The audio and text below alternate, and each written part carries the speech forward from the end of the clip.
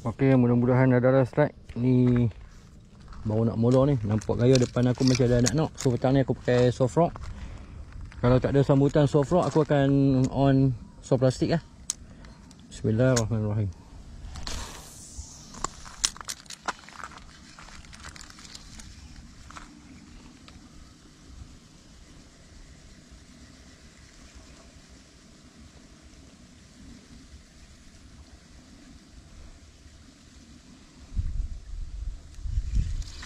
Ada anak-anak depan aku.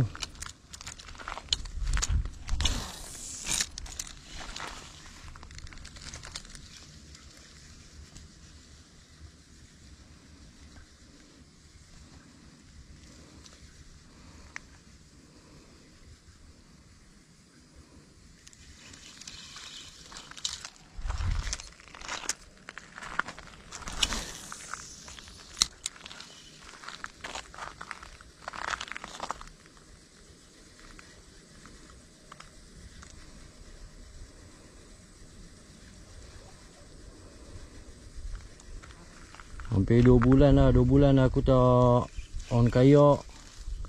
Boleh kata itulah, baru ni terlibat dengan apa, perarakan kemerdekaan.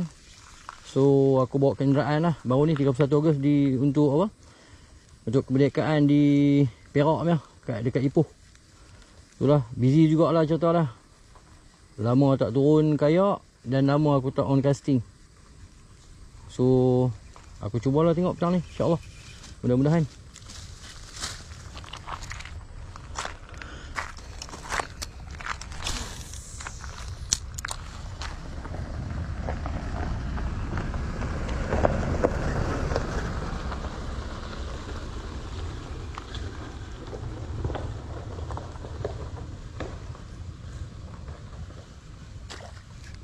Alhamdulillah guys. Dia tangkap depan aku strike.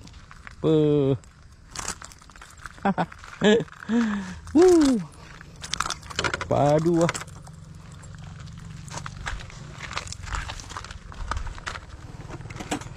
Mencakup.